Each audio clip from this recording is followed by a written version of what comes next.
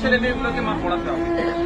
রোজা রাখবেন, আমি আপনাদের বলে যাচ্ছি, পয়সা নাই, রোজা রাখবেন। কি বলছি মা, বুঝতে পেরেছেন? অর্থের অভাবে পড়াতে পারছে না, রোজা রাখবেন, খাবেন না সারাদিন, তাও ছেলে মেয়েগুলোকে পড়ান। আর নাহলে আজকে একটা তামান্না গেছে, দেখবেন পুরো গ্রামটা শেষ করে দেবে। আমাদেরকে দিয়ে আমাকে মারাবে, বাইরের লোক আসবেন আমার দিয়ে আমাকে দিয়ে আমার লোককে মারাবে, কারণ আমার শিক্ষা কম। আমার ছেলের হাতে লাঠি তুলে দিলে সহজ হবে। আমার দাদুরা দেখুন না, আপনাদের গ্রামে দেখুন, খারাপ লাগবে, দাদুরা দেখুন কারো নেতার হয়ে লাঠিয়ালগিরি করেছে, এখন বাপেরা লাঠিয়ালগিরি করছে, তারপরে ছেলেগুলোকে আবার দেখুন এরকম বোম বাঁধার বাহিনী বানাবে, তার ছেলেকে বানাবে।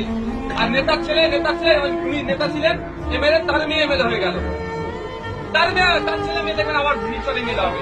কিন্তু আপনার ছেলেগুলো কোথায়? জেলে যাবে, নাহলে রাতে অন্ধকারে মশার কামড়ে খেয়ে কবরস্থানে লুকোতে যাবে, পুলিশ তারা খাটাবে। এর বাইরে কিছু আর হবে না। তাই অনুরোধ মায়েদের বলছি, রোজা রাখবেন, একবেলা খাবেন না, ছেলে মেয়েগুলোকে পড়ান, তাহলেই সমাজ পরিবর্তন হবে, তাহলেই মাথা তুলে বাঁচতে পারবে, নাহলে কুকুর বিড়ালের মতো জীবনযাপন হবে। এর বাইরে শিক্ষা হবে, কুকুর বিড়ালের মতো জীবনযাপন হবে।